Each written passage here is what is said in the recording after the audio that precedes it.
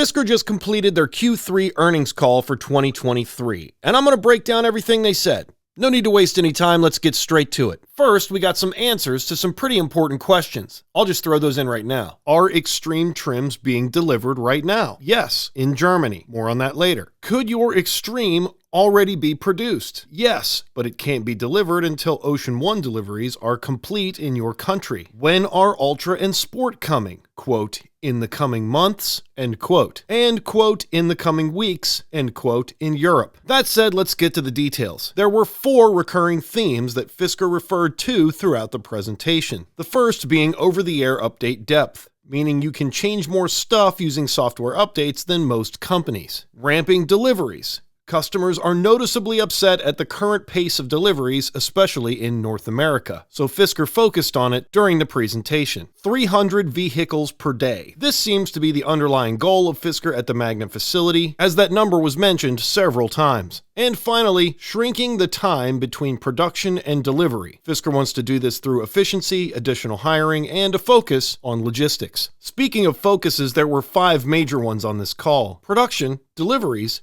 logistics and service, expansion, and over-the-air updates. But before we tackle those, here are the numbers. $71.8 million in revenue. Gross margin was negative 17% on a GAAP basis, and adjusted was 9%. Loss from operations, $99.6 million, including $6.1 million in stock-based compensation expense. Net loss totaled $91 million, with a 27-cent loss per share. Weighted average shares outstanding total 343.1 million for Q3. Net cash totaled $308.2 million. Capital expenditures totaled $30.5 million. Cash and cash equivalents and restricted cash was $625.4 million, excluding $50.5 million in receivables, which Fisker expects to receive as refunds to monetize against vehicle sales taxes. Now on to the 5 focuses. Starting with production. 4,725 vehicles were produced in Q3 compared to 1,022 in Q2. That is the fastest first full year of production of any EV manufacturer. The current production forecast for 2023 was changed to 13,000 to 17,000 vehicles, which has been reduced, anticipating a larger focus on service and delivery logistics, as well as staffing. There are also supplier bottlenecks mentioned. Winter tires was an example that was given. From November to March, there are European countries that are required to have winter tires equipped, and a winter tire shortage did take place. They said that could cause additional problems in the coming winter months. Fisker also mentioned that during Q3 there were 0 production challenges, and they have those 9,000 units in inventory with a final goal of 300 units per day. On to deliveries. 1,097 vehicles were delivered in Q3. Fisker currently has 9,000 produced units that have not been delivered. Deliveries have accelerated as Fisker has began optimizing last-mile logistics and expanding its delivery infrastructure to achieve further scale for Q4 and beyond. October was successful in deliveries as well, even though it was outside of Q3. Fisker did report 1,200 deliveries in October, exceeding the entire third quarter. That brings the total deliveries to 3,000 to date, which means there are a lot of Ocean 1s still to be delivered. More on that in just a minute. They are hiring 20 to 30 people a week and expanding their real estate footprint in order to meet the demand for customers wanting to pick up their vehicles instead of having them delivered. Right now, Fisker estimates 50% of potential customers would like to pick up their vehicle rather than have it delivered. Fisker stated deliveries are currently taking place in 10 countries right now, with no mention of Canada. So if you've gotten a notification about a delivery in Canada, or you have any details, let me know down in the comments below. The press materials mentioned 2 more countries to begin deliveries soon. Henrik Fisker also noted that deliveries in Germany of the Fisker Ocean 1 are complete, and Extreme trims are beginning deliveries now due to a lack of logistical challenges. And finally, regarding deliveries, Fisker estimates 100 deliveries per day currently. For logistics and service, let's start with logistical hurdles. They are understaffed, currently hiring 20 to 30 employees a week and expanding in every discipline, including service technicians, currently reported at around 75. Charging Oceans to 80% before delivery is surprisingly a problem. To solve this issue, Fisker has been able to secure static skids with fast charging, so delivery candidate vehicles can be DC fast charged.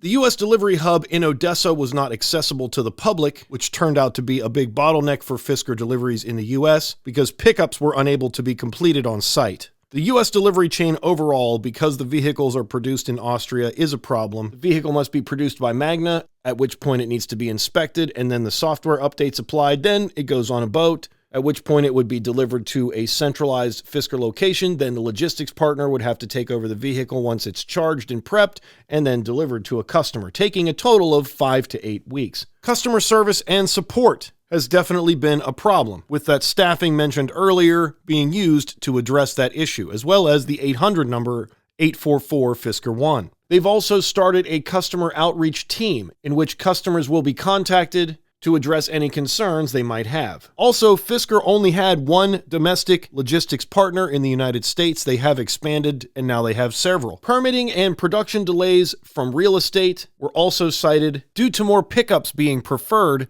than initially during the pandemic when Fisker was planning its delivery rollout. There is a service now called Fisker Direct, which if you are 60 miles or less from a Fisker facility, a trained Fisker employee will deliver your car to you and give you a tutorial on site. If you'd like to see an in-person tour of the user interface, I do have that entire video on my channel, and I'll put a link to it at the end of this video. Also mentioned was an ETA and delivery schedule. Once they lock down more of their logistics, they will be able to communicate a schedule of upcoming deliveries. There are enclosed truck shortages, which means that some of the vehicles Fisker had to transport were not on enclosed trucks. We've definitely seen that. They mentioned overcapacitizing on staff in the coming months. Finally, right now, Fisker has 15 facilities in the works as far as real estate. 2 examples were Long Island and Tempe, Arizona. With regards to expansion, that's new vehicles, new customers, and new countries. They've increased their marketing efforts through TV and print advertising, which is an initial rollout. The price changes that we've spoken about on this channel many times have resulted in an increased interest in the Ultra over the Extreme, increasing the potential revenue from each customer. Henrik Fisker also noted that 50% of vehicles in the UK last year were sold to businesses, so Fisker has focused on employer fleet programs, with 20 potential agreements with operators in Europe at this time. With regards to the new vehicles, the Pear and the Alaska production intent versions will be featured at the LA Auto Show coming up, and the partnership with Foxconn to build the Pear has not been finalized, but Henrik Fisker stated it would be, quote, soon, end quote. With the NACS announcement in Q3, 12,000 additional superchargers in the US and Canada will be available to Fisker customers in 2025. Fisker has also partnered with the Carbon Disclosure Project, or CDP, with a focus on continuing sustainability efforts. He also mentioned the Force E, which if you're waiting for that, you definitely will have some additional waiting to do, as it has not even been tested yet. The Alaska platform may be shared with other OEMs, and Fisker is in discussion. No further information was disclosed. Also, efforts toward a U.S. ocean are in place. However, no other information was disclosed. When potential decreasing EV demand was mentioned, Fisker noted that they can expand to additional countries and that the Ocean is an international vehicle, so they'll be able to temper any slowing demand in the current rollout countries by expanding to new ones. With relationship to the Foxconn agreement for the Fisker Pear production not being completed, Henrik Fisker stated they are, quote, still on target to produce vehicles in 2025, end quote. And finally, over-the-air updates. Over-the-air updates have rolled out. That being said, if you've gotten an over-the-air update and been able to successfully install it, let me know down in the comments. And also let me know what version your Ocean currently is. The first over-the-air update that was rolled out featured traction control improvements, regen braking tweaks, energy management optimizations, and additional connectivity for remote functions. 2,000 cars have received this update, according to David King. Upcoming over-the-air updates are energy data on the solar roof, adaptive drive control with radar, that's adaptive cruise control, and automatic hill hold, which is definitely a necessity as soon as possible. And that's just a quick summary of the Fisker Q3 earnings call. If you have any questions or you think I missed something, definitely let me know in the comments below. Plenty more Fisker on the way. Subscribe for more. We'll see you on the next one.